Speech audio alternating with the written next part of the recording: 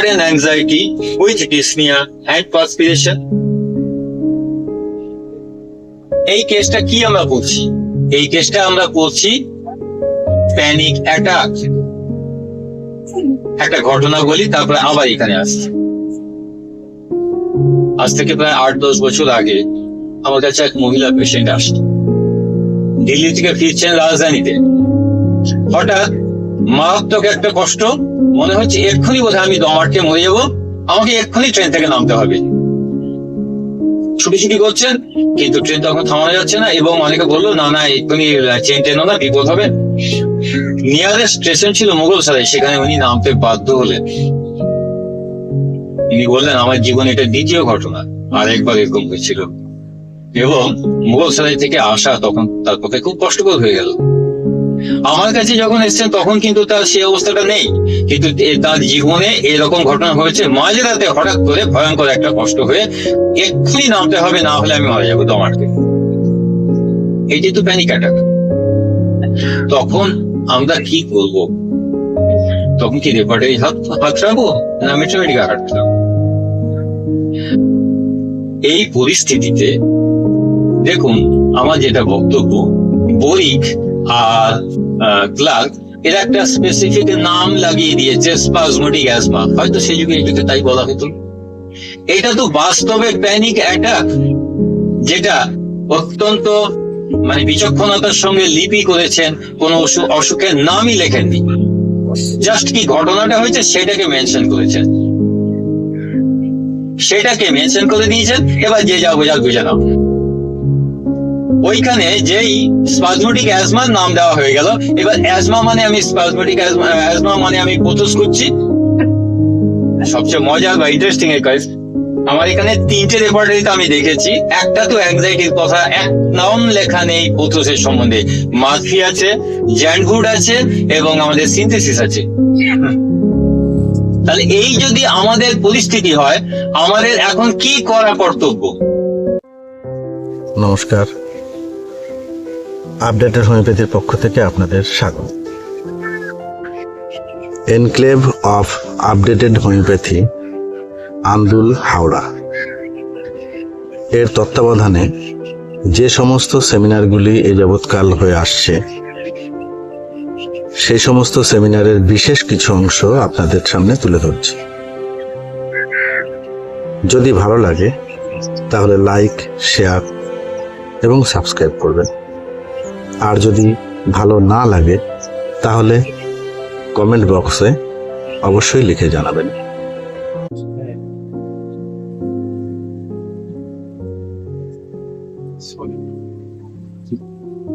আমি কিন্তু জেনে বুঝেই লিখেছি স্পেসিফিকের কথা। আমি জানি আমরা এতকাল যে শুনে এসছি হোমিওপ্যাথিতে স্পেসিফিক চলে না, আবার কেউ একদম জোর করে তারা স্পেসিফিকটাই করবেন, এইভাবে আমি কিন্তু সেই পথে যাচ্ছি। আমার বক্তব্যটা হচ্ছে খুব ক্লিয়ার কাট। যে মানুষটা 153 অ্যাপোজিমে লিখেছেন স্ট্রেঞ্জ, রিয়াল, পিকুলিয়ার, আনকমন, সেই মানুষটাই জায়গায় জায়গায় স্পেসিফিকের কথা বলেছেন। আমি ওই ছড়িয়ে ছিটিয়ে থাকা কথাগুলোকে একত্রিত করে এখানে উপস্থাপিত করেছি। আলাদা লোক নয়, একই লোক। আর মনে রাখতে হবে ভীষণ গোড়া সেই মানুষটা, না? তাহলে যেখানে এটাকে অনুশীলন করলে আমার যেটা মনে হয়েছে, যেখানে স্ট্রেঞ্জ, রিয়াল, পিকুলিয়ার, আনকমন, সেখানে আর কিছু অন্য কিছু ভাববই না। স্ট্রেঞ্জ, রিয়াল, পিকুলিয়ার, আনকমন ওইটাই এখানে নির্দিষ্ট ওষুধের দিকে নিয়ে যাবে।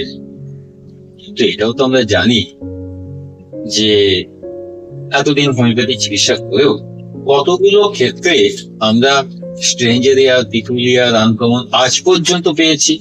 ওই লেখা আছে বা রোগীর মধ্যে আছে, আমি কি বার করতে পেরেছি? আমার কেস টেকিং কি ঠিক স্ট্যান্ডার্ড কেস টেকিং হয়েছে?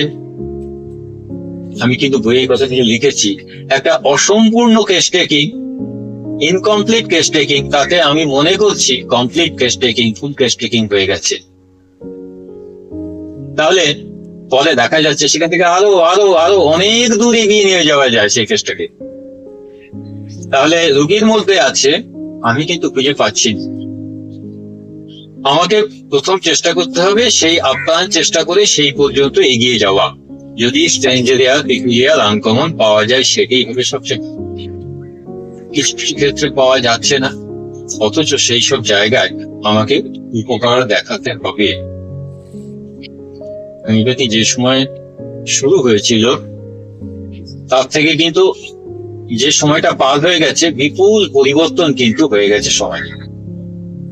এবারে এমন কতগুলো ক্ষেত্র এসে যাচ্ছে যে ক্ষেত্রে রোগী ডাইরেক্ট উত্তর চাইছে, আপনাদের প্রেশারের ওষুধ আছে কি নেই। তখন যদি বোঝানো হয়, দেখুন আমাদের totality of the symptoms, Hahnemann এই বলেছেন, ও রোগী এসব শুনতে চায় না, বুঝতেও চায় না, সে চায় তার প্রেশারটাকে কমানো। হ্যাঁ কি না, এই হ্যাঁ না এর উপরে সে আমার কাছে থাকবে। আমি যদি না বললাম তো পেশেন্ট চলে গেল, যদি আমি হ্যাঁ বললাম, হ্যাঁ। এবারে কথা হচ্ছে, কিছু কথা বাইরে আমাদের বলতে হবে, কিছু কথা আমাদের ভেতরেই থাকে।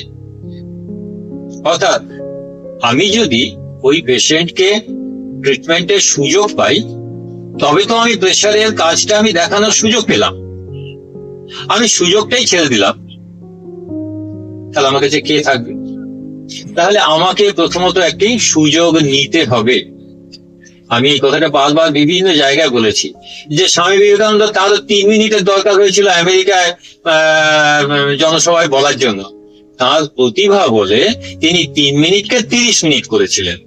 একটা প্ল্যাটফর্ম চাই, আমাদের চাই একটা পেশেন্টকে ওষুধ দিয়ে তার প্রেশারটা কমছে কিনা সেটা দেখার একটা সুযোগ। এবার আমি তাকে আমার থিওরির কথা বোঝালাম, সে তো সেটা শুনতে চায়নি। দ্বিতীয় কথা, আমি বললাম নেই, সেটাও হচ্ছে না। অর্থাৎ আমি যদি তাকে থিওরির কথা বলি, সে বুঝলো না, চলে গেল। আমি যদি না বললাম, সে চলে গেল। আর একটা বিকল্প রইল আমার কাছে, হ্যাঁ আছে।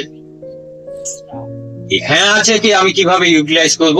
তাহলে কি সব ক্ষেত্রে আউলফিয়া দেবো? যেটা হচ্ছে, আমি একদম সেই পথে হাঁটতে চাইছি।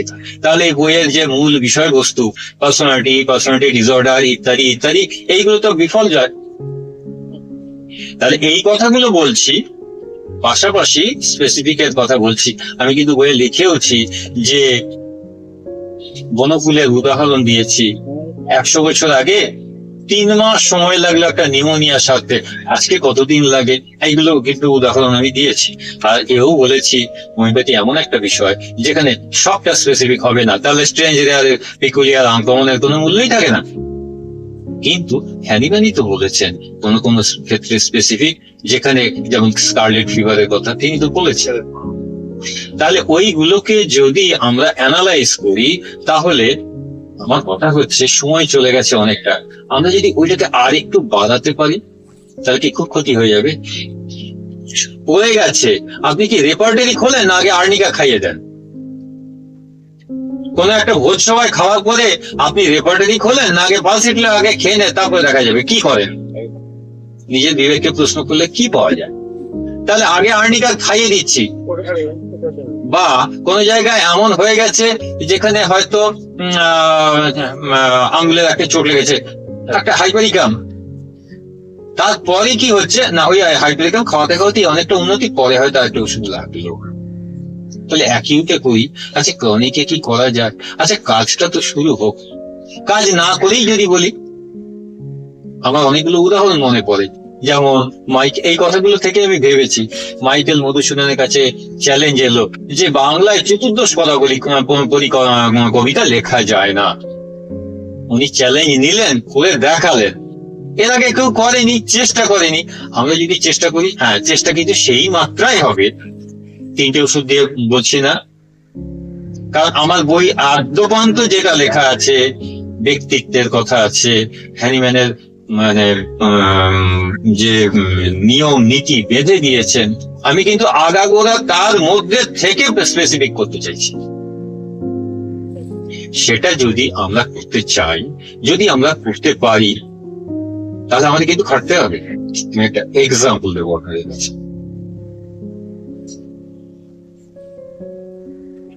একটা ওষুধ নাম হচ্ছে পোথোস ফেটিগাস। এখানে এটা বইকের বই পড়ছি আমি যে বইগুলো পড়ছি আপনারা দেখে নেবেন বাড়িতে। পেজ হচ্ছে 530। প্রথম সে কি লেখা হচ্ছে, for asthmatic complaints works from inhaling any dust, hysteria, erratic spasmodic pains. তারপরে লিখছে inflation and tension in abdomen, Millar's asthma, respiratory spasmodic group. এটা হলো ইন্ট্রোডাকশন। তারপরে troublesome respiration with sudden feeling of anguish and sweat. তাহলে প্রথম শুরুতেই হয়েছে for asthmatic complaint works from inhaling any dust, তারপরে দেওয়া আছে হিস্টেরিয়া, ইরাটিক স্পাজমোটিক পেইনস। একটা হচ্ছে রেসপিরেটরি কমপ্লেন, বোঝাই যাচ্ছে অ্যাজমাটিক কমপ্লেন, আর একটা বলছে হিস্টেরিয়া, এটা আবার মানসিকের বিষয় চলে গেল। এটা হলো বরিকের। তার কিছুদিন আগের লেখা যেটা, সেটা হচ্ছে ক্লার্কের বই। ক্লার্ক কি লিখছেন, ইনিও লিখছেন স্পাজমোটিক asthma, sudden anxiety with dyspnea and sweat, followed by stool and relief of that and other complaints. তাহলে ইনিও শুরু করেছেন স্পাজমোটিক অ্যাজমা দিয়ে, sudden anxiety with dyspnoea and sweat. এই দুটো, একটা পড়লাম ক্লার্ক আর একটা পড়লাম আমরা বই। এবার আরেকটু পুরনো বই, লিপির বই। লিপির বইয়ে কি লেখা হচ্ছে, সাডেন অ্যাংজাইটি উইথ ডিসনিয়া, ওই একই ওষুধ ওথোস। Sudden anxiety with dyspnoea and perspiration followed by stool and relief of that and other complaints. এই কথাগুলো কিন্তু আমরা ক্লার্কেও পেয়েছি। তারপরে inclination to draw a long breath with the sensation of emptiness in the chest. এখানে লক্ষ্য করা যাচ্ছে sudden anxiety with dyspnea and perspiration followed by stool and relief of that other complaint. এখানে কিন্তু কোনো অসুখের নাম লেখা নেই। ওখানে যেমন হিস্টেরিয়া, স্পাজমোটিক অ্যাজমা, এখানে কিচ্ছু লেখা নেই, জাস্ট সিম্পটমটা বলা আছে। এরপরে হচ্ছে অ্যালেনের encyclopedia. Sudden feeling of anguish with operation of bleeding and sweat, after which he has an evacuation from the bowels and a relief of all the symptoms. এখানে কোনো অসুখের নাম লেখা নেই। Sudden feeling of anguish with operation of bleeding and sweat, after which he has an evacuation. আচ্ছা, এটা পড়লে কি মনে হচ্ছে আপনার? এখানে লিখছে স্পাজমোটিক অ্যাজমার কথা, হিস্টেরিয়ার কথা বরিক লিখছে, ক্লার্ক লিখছে শুধু স্পাজমোটিক অ্যাজমা, আর এই লিপি আর এই এনসাইক্লোপিডিয়া এরা কোনো অসুখের নাম লেখেনি। আচ্ছা, এটা পড়ে কি মনে হতে পারে? তাহলে কি এটা অ্যাজমার কেস, স্পাজমোটিক অ্যাজমার কেস? আমি যেটা বলতে চাই আর যেটা মানে করতেও চাই, সেটা হচ্ছে এখানে কিন্তু আমাদের সাইকিয়াট্রি একমাত্র সাহায্য করবে। এখানে আর কোনো বই, আর কোনো সাবজেক্ট আমাদের সাহায্য করতে পারে না। একমাত্র সাবজেক্ট হচ্ছে সাইকিয়াট্রি, যা আমাদের এক্ষেত্রে সাহায্য করতে পারে। Palpitation with pounding heart, sweating, trembling and shaking, dry mouth ইত্যাদি। It starts abruptly. আমি পরে আসছি এটা কোন অবস্থায় পাওয়া যাবে। It starts abruptly. তারপরে কি হচ্ছে? Shortness of breath, palpitation, sweating, trembling, shaking. আচ্ছা, এই যে কথাগুলো আছে starts abruptly, তার সঙ্গে sweating ইত্যাদি, এর সঙ্গে এই কথাগুলোর মিল আছে না? Sudden anxiety with dyspnea and perspiration. এই কেসটা কি আমরা করছি? এই কেসটা আমরা করছি প্যানিক অ্যাটাক। একটা ঘটনা বলি, তারপরে আবার এখানে আসছি। আজ থেকে প্রায় 8-10 বছর আগে আমার কাছে এক মহিলা পেশেন্ট আসছে, দিল্লি থেকে ফিরছেন রাজধানীতে। হঠাৎ মারাত্মক একটা কষ্ট, মনে হচ্ছে এক্ষুনি বোধহয় আমি দম আটকে মরে যাবো, আমাকে এক্ষুনি ট্রেন থেকে নামতে হবে। ছুটি করছেন, কিন্তু ট্রেন তখন থামানো যাচ্ছে না, এবং অনেকে বললো না না এক্ষুনি ট্রেন টেনো না, বিপদ হবে। নিয়ারেস্ট স্টেশন ছিল মুঘলসরাই, সেখানে উনি নামতে বাধ্য হলেন।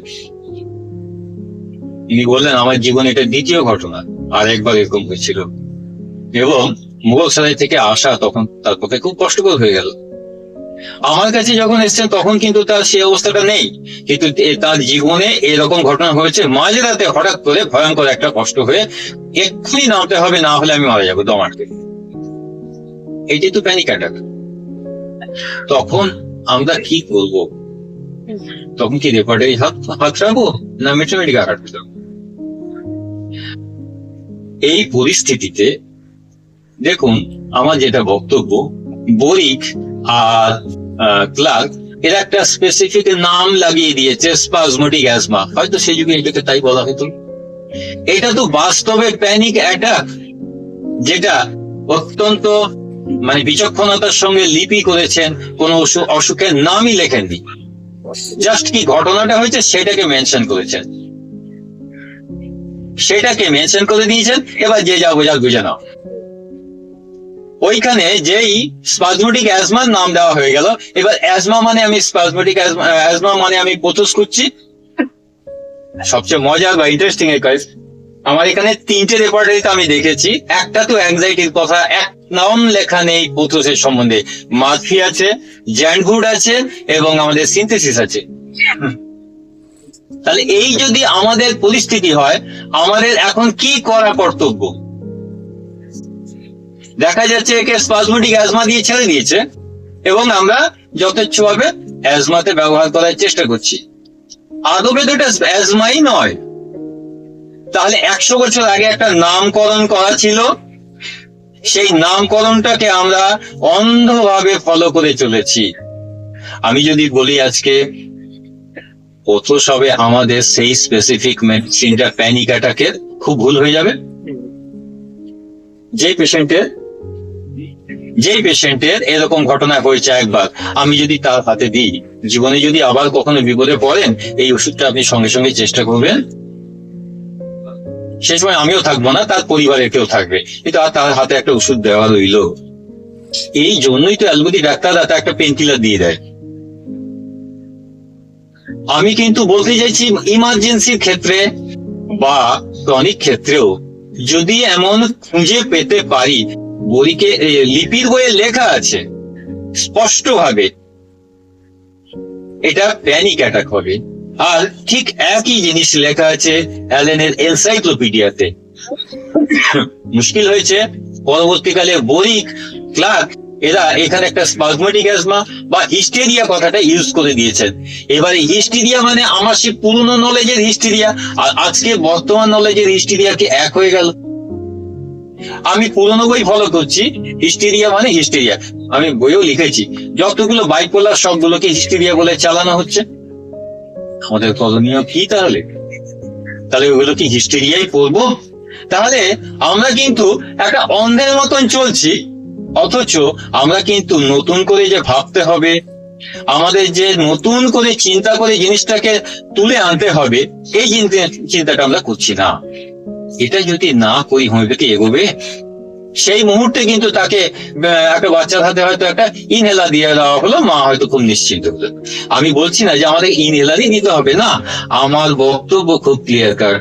আমাদের যে বার করতে হবে কোথায় কি আছে এইরকম জিনিস, যা নাকি প্যানিক অ্যাটাক, তাকে আমি ভুল নামে জানছি স্পাজমোটিক অ্যাজমা, এবং অ্যাজমাতে ওটা ব্যবহার হয়, খুব সাফল্য আসে না। যেখানে ডাস্টের কথা আছে সেখানে ডাস্টে দিয়ে। আর সবচেয়ে মজার ব্যাপার হচ্ছে এর পেছনে একটা অ্যাংজাইটির ব্যাপার আছে। অ্যাংজাইটির মধ্যে অন্তত রোমানেও কোনো বইয়ে, কোনো রেপার্টারিতে পোথোসের নাম লেখা নেই। এবার এটাই তো আমরা রাডারে ইনপুট করব, আমরা তো এটাই খুঁজবো। যিনি একমাত্র সাইকিয়াট্রি পড়ে পাশাপাশি এটা পড়বেন, তার চোখেই কিন্তু এই সত্যটা আবিষ্কার হবে। আদারওয়াইজ এই মিথ্যা নিয়ে কিন্তু আরো 50, 100 বছর, 200 বছর চলে যেতে পারে। তাতে কি আছে? হোমিওপ্যাথি জায়গা থাকলো, পাশাপাশি অন্য শাস্ত্র কিন্তু এগিয়ে যাচ্ছে, আমরা কিন্তু ব্যাকডেটেড হয়ে ওই মিনিবাসী যেটা বলে পেছন দিকে এগিয়ে চলো, আর পেছন দিকে এগোচ্ছি আমরা। আমি কিন্তু সেটা হাঁটতে একদম রাজি নই। আমি প্রত্যেককে অনুরোধ করব, আমাদের নিজেদের ভাবতে হবে কোথায় কি লুকিয়ে আছে। এটা তো স্পেসিফিক বলে আমার মনে হয়েছে। এখানে প্যানিক অ্যাটাকের যা লেখা আছে আর লিপির বই বা অ্যালেনের এনসাইক্লোপিডিয়ায় যা লেখা আছে হুবহু এক কথা, এটা একটা প্যানিক অ্যাটাকের কথা বলছে। আবার পড়ছি আরেকবার, সাডেন অ্যাংজাইটি, ওখানে বলছে অ্যাব্রাপ্ট অনসেট, তারপরে বলছে উইথ ডিসনিয়া অ্যান্ড পারস্পিরেশন।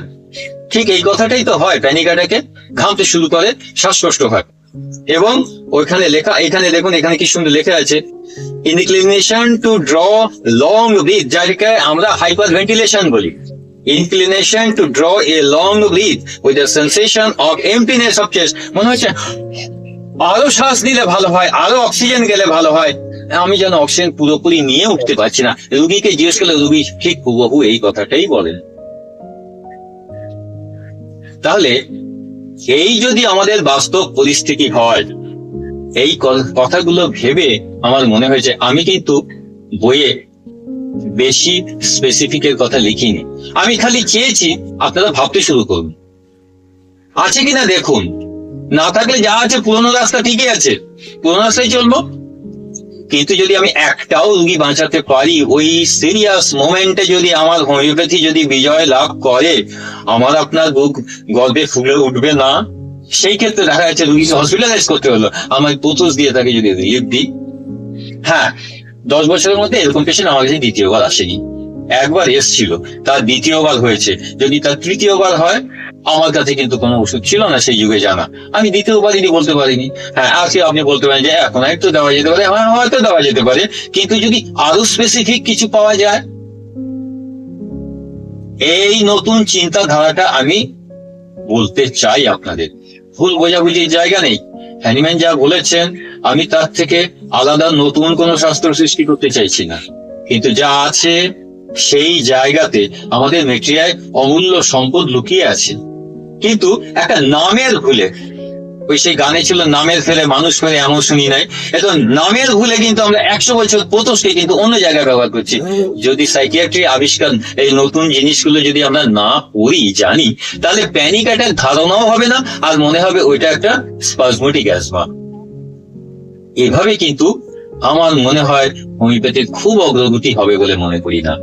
আমি কিন্তু 3টে ওষুধ দিই না, 2টোও দিই না, একটাই দিই, কিন্তু তার মধ্যেও যদি স্পেসিফিকের জায়গা যদি কিছু খুঁজে বার করা যায়, যেমন এটা বললাম, কোন কোন ক্ষেত্রে ক্রনিকের ক্ষেত্রেও হওয়া সম্ভব, যেটা একটু আগে ডাক্তার রমন মন্ডল বলছিলেন যে ডোপামিন এবং সিকেলি।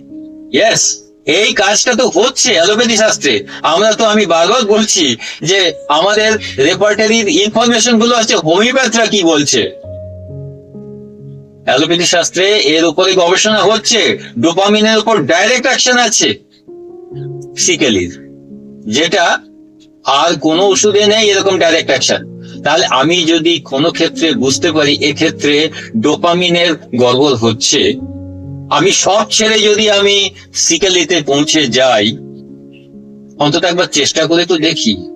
কারণ আমাদের যেভাবে গবেষণা আগে হয়েছে, সেটা কি হয়েছে, একটা রুগী এসছেন, কোন রুগী সিকেলিকল খেয়ে ফেলেছে, অর্থাৎ আর্গট খেয়ে ফেলেছে। এই আর্গট খাওয়ার ফলে তার মধ্যে কিছু কিছু সিমটম ডেভেলপ করেছে, ওইগুলোকে লিখে রাখা হলো। আরেকটা হচ্ছে পোটেন্টাইজ আর্গট কাউকে খাওয়ানো হলো, সেটা লিখে রাখা হলো। এইভাবে আমাদের মেটেরিয়ালটা তৈরি হয়েছে। এতে সুবিধা অসুবিধা দুটোই আছে। দুটো ওষুধ যেন হুবহু একরকম, পার্থক্য নির্ণয় করতে পারছি না। তখন যদি কেউ বলে দেয় না এ ডোপামিনের উপর অ্যাকশন নেই আর এ ডোপামিনের উপর অ্যাকশন আছে, আপনি তো ওই অন্য ছেড়ে তো আপনি সিকেলি ধরবেন। এই যে চিন্তাধারা, এই সিকেলিকে যদি আমি এই চিন্তাধারায় ব্যবহার করতে পারি, তাহলে কি আমার লাভ হবে না ক্ষতি হবে? আপনাদের কাছে আমি এই প্রশ্নটা ছুটতে চাই। দুটো ওষুধ আসছে, দুটোর মধ্যে পার্থক্য নির্ণয় করা খুব মুশকিল হয়ে যাচ্ছে। কোনটা কি হবে এটা ওটা নানা রকম ভাবে কিন্তু পার্থক্য নির্ণয় করা যাচ্ছে না। কিন্তু দ্বিতীয় ওষুধটা ধরুন ল্যাকেসিস, তার ডোপামিনের উপর অ্যাকশন নেই। আর আমি বর্তমান নথি ঘেঁটে দেখছি যে এক্ষেত্রে এমন একটা ওষুধ চাই যার ডোপামিনের উপরে ক্ষমতা চাই। তাহলে ডোপামিনের উপরে কাজ করে এমন ওষুধটা কিন্তু পার্মানেন্ট কিওরে সাহায্য করবে, আর বাকিটা কি করবে? বাকিটা কিন্তু প্যালিয়েট করবে। আর সেইগুলো কিন্তু আমাদের হয়, কারণ আমাদের যে সিস্টেমটা সেই সময় ছিল, সেই সময় কিন্তু এর বেশি করা সম্ভব হয়নি। তাহলে আজকে এটা করা যেতে পারে, কিন্তু দুর্ভাগ্য আমাদের হোমিওপ্যাথদের কেউ করছেও না।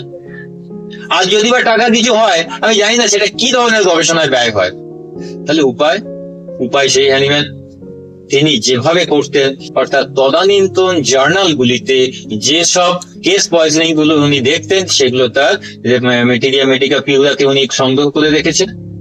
তাহলে আমরা যদি এই ক্ষেত্রে প্র্যাকটিস অফ মেডিসিন পড়ছি অ্যালোপ্যাথ রাইটারের লেখার, তাহলে এবার তারা কোন ক্ষেত্রে কি কি ওষুধ যেগুলো আমাদের মেটেরিয়াতে আছে, যেমন ধরুন সিকেলি একটা ওষুধ আমরাও করি ওরাও করে, এমন কি কি ওষুধ আছে আমরাও করি ওরাও করে। আচ্ছা, ওরা কোন ক্ষেত্রে করছে, কোন স্পেসিফিক ক্ষেত্রটা বেছে নিয়েছে, আমি যদি সেইটা বেছে নিয়ে এবারে আমার মেটেরিয়া থেকে এরকম কিন্তু আরো আছে, কিন্তু আমি কনফিউজড হয়ে যাওয়াটা পছন্দ করি না বলে আমি কিন্তু সকলের কাছে এটা বলতেও চাই না। আমি বলছি আপনারা প্রত্যেকে ভাবুন, দেখুন মেটেরিয়া পড়ার সময় সাইকিয়াট্রি করে অন্যান্য জায়গা থেকে পড়ে বার করুন কোন ক্ষেত্রে কোনটা অ্যাপ্রোপ্রিয়েট হবে। এটা যদি হয় তাহলে হয় কি, অনেক ক্ষেত্রে এত ভেবে ওষুধ দিলাম কিন্তু পেশেন্ট এসে বললো ভালো নেই, 15 দিন ভালো ছিল তারপরে আবার যে কেসে, তার মানে কি ওই সুপারফিশিয়াল কাজ হচ্ছে। সব ক্ষেত্রে পাবো এমন বলি না, কিন্তু যে ওষুধগুলো অ্যালোপ্যাথিতে আছে, হোমিওপ্যাথিতে আছে, সেই ক্ষেত্রে যদি সেই ওষুধটার স্পেসিফিক অ্যাকশন আমি যদি জানতে পারি, তাহলে তো আমার লাভ ছাড়া ক্ষতি নেই। আমি এই দৃষ্টিকোণ থেকে আপনাদের ভাবতে বলছি। সময় বোধহয় হয়ে গেছে, টিফিন হোক, তারপরে আর 2-4টে প্রশ্ন আছে, আলোচনা করা। Thank you.